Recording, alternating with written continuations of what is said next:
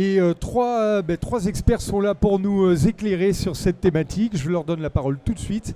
Bienvenue à tous les trois. Donc vous allez nous présenter en fait votre solution d'évaluation ergonomique en environnement virtuel. Ok, merci beaucoup pour l'invitation. Je vais nous introduire rapidement. Moi-même, c'est Mauricio Camargo. Je suis professeur à l'Université de Lorraine. Alex Gabriel, qui est enseignant-chercheur à l'Université de Lorraine, et Julien Balmont, qui est de la société TEOA. Et pourquoi on présente tous les trois? Parce que c'est une histoire des collaborations, et je voulais donner un fil conducteur d'histoire des collaborations à la présentation.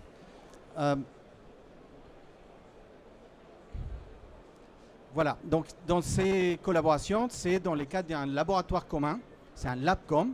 Avec la société TEOA, on se connaît depuis quelques années et en 2018, on a déposé un dossier à l'ANR pour un laboratoire commun. Et ce laboratoire commun a couru jusqu'en 2021. La collaboration ayant bien fonctionné, on a déposé un nouveau dossier et maintenant on court jusqu'en 2028 un projet FEDER qui s'appelle CAP PVGE, mais qui donne, on va dire, continuité à notre projet de LabCom. Et donc, nous, on travaille, bien sûr, à l'ICL Carnot de Lorraine. Juste avant de commencer, en fait, l'histoire des collaborations, c'est une histoire des mises en commun des compétences techniques.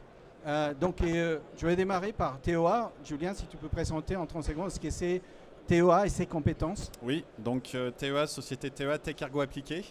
On est basé à Nancy, donc pas loin du laboratoire RP.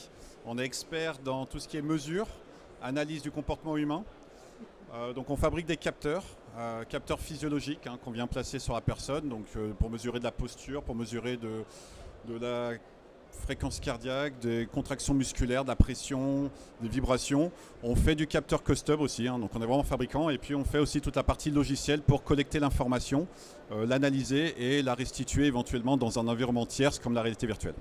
Donc voilà, c'est comme ça que le laboratoire RP nous a contactés parce qu'ils avaient besoin de capteurs à un moment donné. Voilà, on a commencé cette collaboration avec ces stages étudiants parce que des fois les collaborations, les contacts commencent comme ça.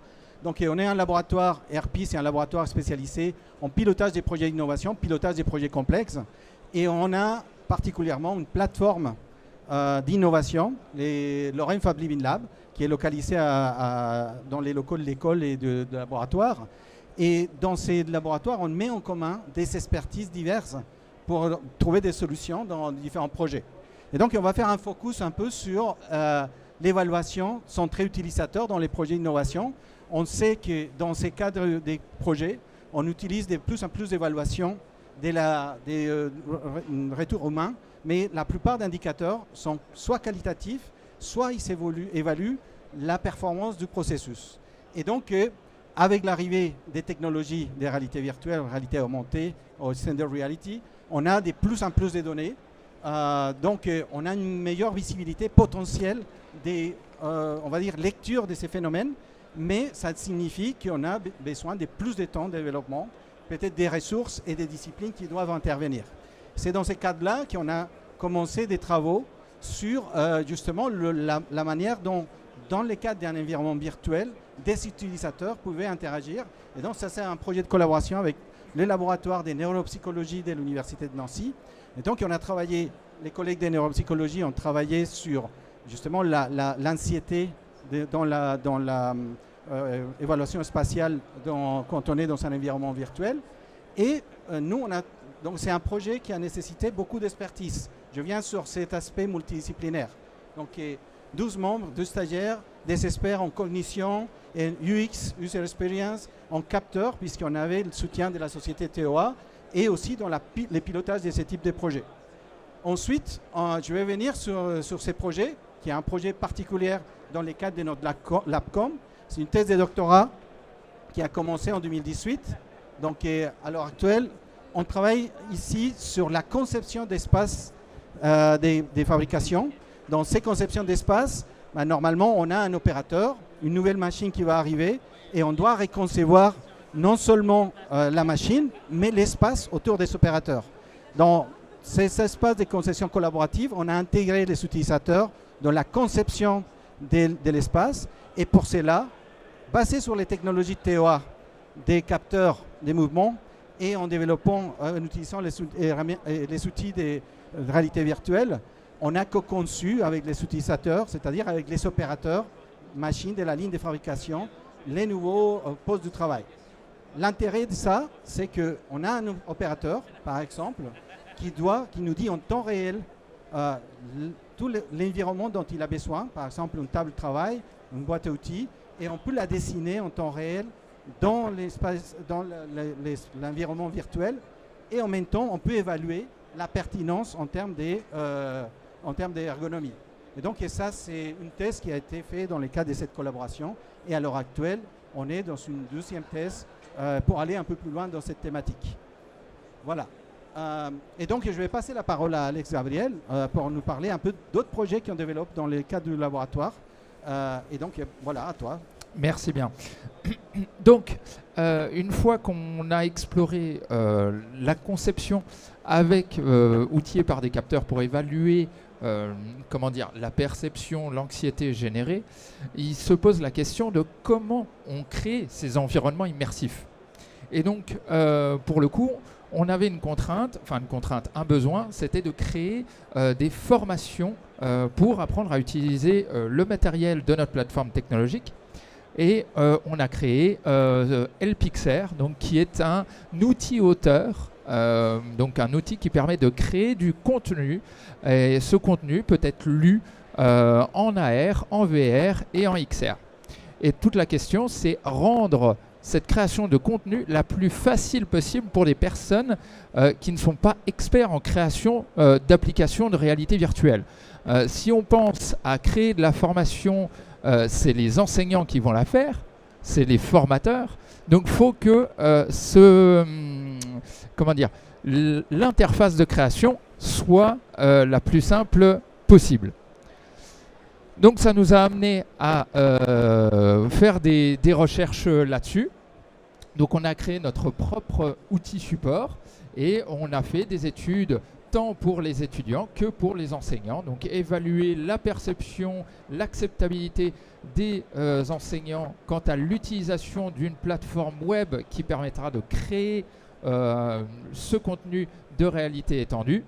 Et également l'acceptabilité par les étudiants, les personnes formées en utilisant la réalité augmentée. Une petite démonstration, si tu arrives à cliquer sur le bouton, enfin sur la vidéo. Ça marche pas. Eh bien, c'est pas grave. Donc, on a des screenshots, c'est pas grave. Je m'attendais un petit peu à ça quand même. Donc, l'idée, c'est d'avoir une plateforme web qui permette de créer ce contenu. Donc, c'est du contenu étape par étape. Ça rappellera peut-être certaines présentations qu'on a eues précédemment. Une prévisualisation de la scène de la formation avec les panneaux où les panneaux seront positionnés dans l'espace virtuel et de la collecte de données une fois la formation réalisée pour savoir qu'est-ce qui a marché, qu'est-ce qui n'a pas marché, le temps passé et ainsi de suite.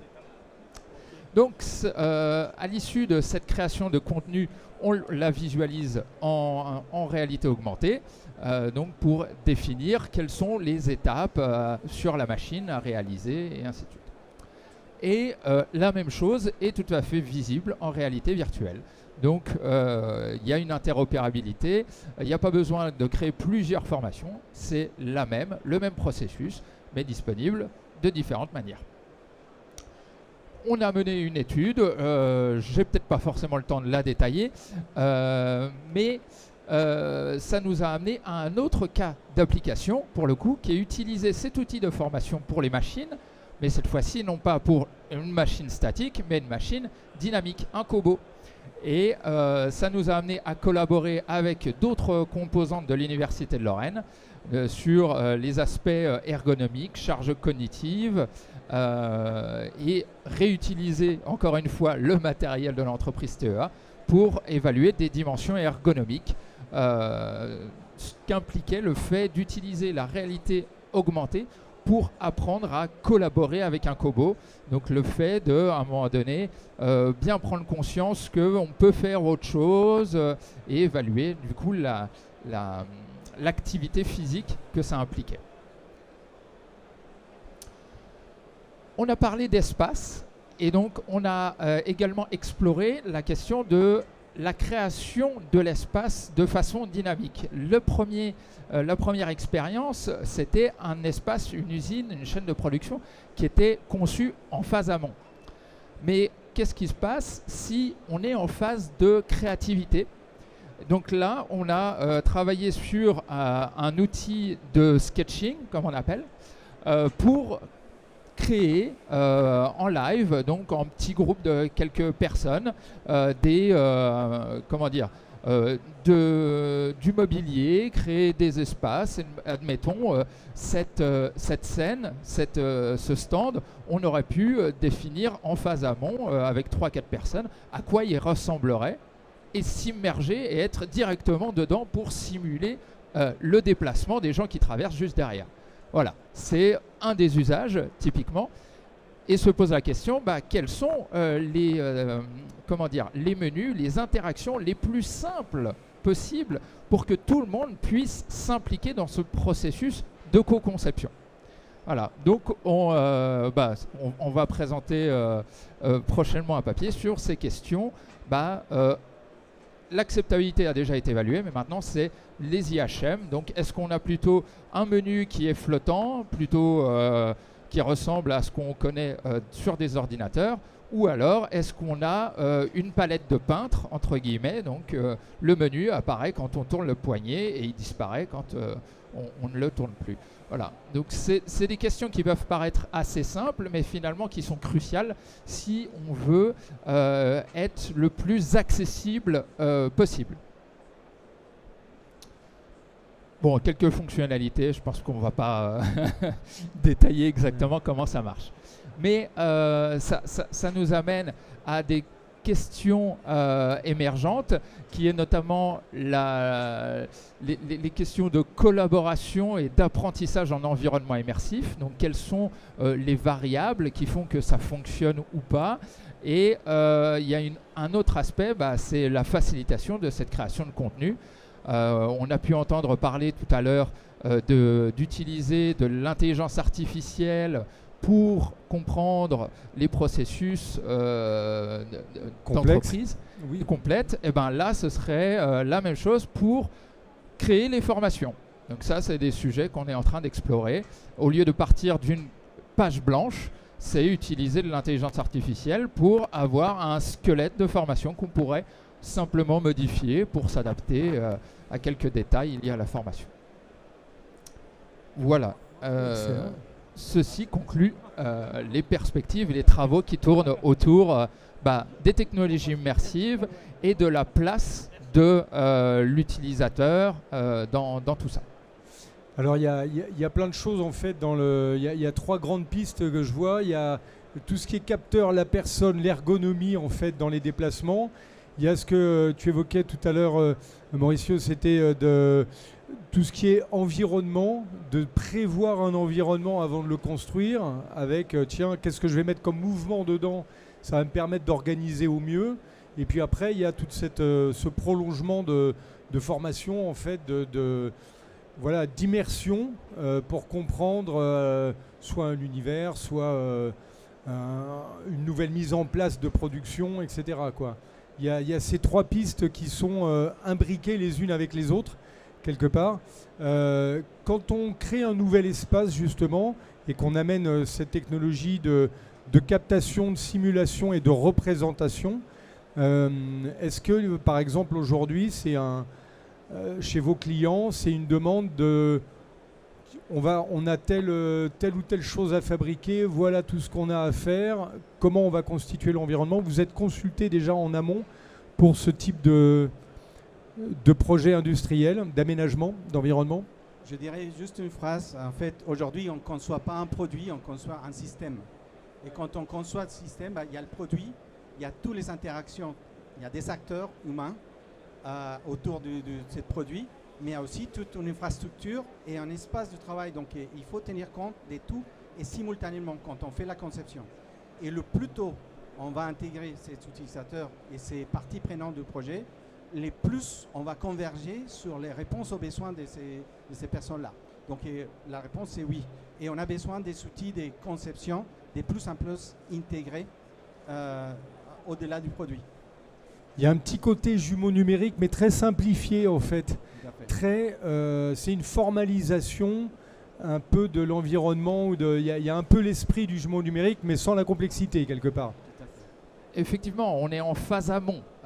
Donc pour le coup, on n'est pas en train de faire un vrai jumeau numérique pour que les interactions qu'on ait dans l'environnement immersif aient un impact sur l'environnement réel. C'est des questions qu'on explore, mais ce n'était pas le sujet, effectivement. On est en train de faire des extensions sur LPXR pour que quand on interagit avec l'environnement de formation, si on est en VR, on ait un véritable effet sur la vraie machine. Tout à fait. Est-ce qu'il y a des questions ? Est-ce qu'il y a des questions ? C'est un peu les portables, là. C'est l'heure du portable et des SMS. Si on revient peut-être, Julien, sur ce qu'on a évoqué tout à l'heure, dans les atouts en fait de ces recherches et de tout ce que vous avez développé dans la solution, on peut parler de la simplicité de la plateforme numérique que vous avez. On peut parler aussi des capteurs, des performances des capteurs. Vous, c'est la spécialité chez TH, Julien. On peut revenir peut-être un petit peu dessus dans cette agrégation d'expertise. Oui, tout à fait. On est sur du capteur sans fil. Vous serez venu 10 ans avant, on avait des câbles de partout. Donc c'est vrai que maintenant, poser des capteurs, c'est très facile. Collecter l'information, ça reste très facile. On essaye de faire des logiciels qui sont de plus en plus ergonomiques. On est dans l'ergonomie, où en quelques clics, on arrive à collecter de l'information et surtout à l'analyser. Donc voilà, les outils de synchronisation, c'est vraiment notre cœur de métier et on essaye de simplifier au maximum ça, que tout le monde puisse facilement l'utiliser. Et alors ce qu'on évoquait aussi, c'est qu'il y a énormément de variantes au niveau des capteurs. On peut avoir des mouvements très différents, on peut avoir de la puissance, on peut avoir de l'intensité musculaire, on peut avoir du mouvement. Exactement, l'outil qu'on développe Captive, c'est vraiment un outil multifactoriel. Donc c'est ça qui fait la puissance, on ne se limite pas à faire que de la posture, à faire que du cardio. On mixe vraiment une dizaine de possibilités de capteurs que la personne peut générer sur elle-même. Vous travaillez sur le port de charge, c'est sûr que porter un colis près du corps ou porter un colis à bout de bras, on n'a pas les mêmes pénibilités. Donc coupler de la posture des hauts du corps avec un port de charge, une contraction musculaire, ça a complètement du sens. Le grand défi, c'est tous ces capteurs d'essayer demain de développer un indicateur un peu global parce qu'on sait bien analyser capteur par capteur. Faire quelque chose de moyenné, voilà, c'est demain les grandes problématiques. Faire rentrer sûrement de l'IA pour un peu créer ces modèles-là. Trouver un barème de pénibilité ou un barème d'efficacité qui reprendrait toute la somme des données analysées, capturées plutôt, et en faisant une note globale quelque part. Exactement, donc il existe déjà des grilles, mais voilà, on peut encore aller plus loin, je pense, vraiment approcher le problème de façon très globale. Carrément, c'est une bonne piste parce que ça permettrait d'avoir peut-être des seuils un peu de tolérance, de dire tiens, sur tel développement de mouvement, on est au-dessus de... on sait qu'à terme, il y aura des TMS, il y aura quelque chose de négatif. Donc ça permettrait d'anticiper énormément plein de choses. Exactement. On essaye d'enlever un peu la partie curatif et essayer au mieux de montrer aux directions que le préventif, ça a quand même du bon pour éviter demain que des choses arrivent, surtout avec des populations vieillissantes de plus en plus. Carrément. Oui, Mauricio. Je voudrais juste un petit commentaire. Ce qui est intéressant, et pour moi, le plus intéressant dans ces projets, c'est la collaboration. J'ai commencé par là, je voudrais faire une petite réflexion à la fin. C'est comment une PME, parce que TOA, c'est 15 personnes, ça fait plus d'une quinzaine d'années qu'on travaille ensemble, et on peut faire des choses qui peuvent avancer dans la recherche, on a nous dossier de thèse de doctorat, parce que dans l'esprit Carnot et dans l'esprit des outils que la recherche, la politique de recherche et innovation permet, on peut mettre ensemble des compétences non seulement de la société et le laboratoire, mais on fait appel à d'autres laboratoires dans notre écosystème. Et je pense que c'est la puissance, et pour moi, c'est qui mérite la peine d'être en avant aussi dans ce sort d'expérience. Ça me rappelle tout à fait ce que tu évoques là. La signature hier de la convention entre le comité Richelieu et les instituts Carnot, à se dire, tiens, voilà, comment on nourrit cet écosystème et cette relation, aujourd'hui, qui a encore beaucoup de choses à développer entre les PME et la recherche. Vous en êtes un exemple. C'est pour ça qu'on est d'ailleurs venu faire le sujet tout à l'heure, parce qu'il y a effectivement, il y a des projets qui révèlent complètement cette belle adéquation entre un sujet PME, enfin une expertise de PME, un besoin qui est identifié, et puis à tour de rôle, on fait intervenir des gens dessus et on construit une solution durable. Ouais. Bon, eh bien bravo, on peut rester sur cette belle notion de collaboration. Bravo à tous les trois, on peut vous applaudir.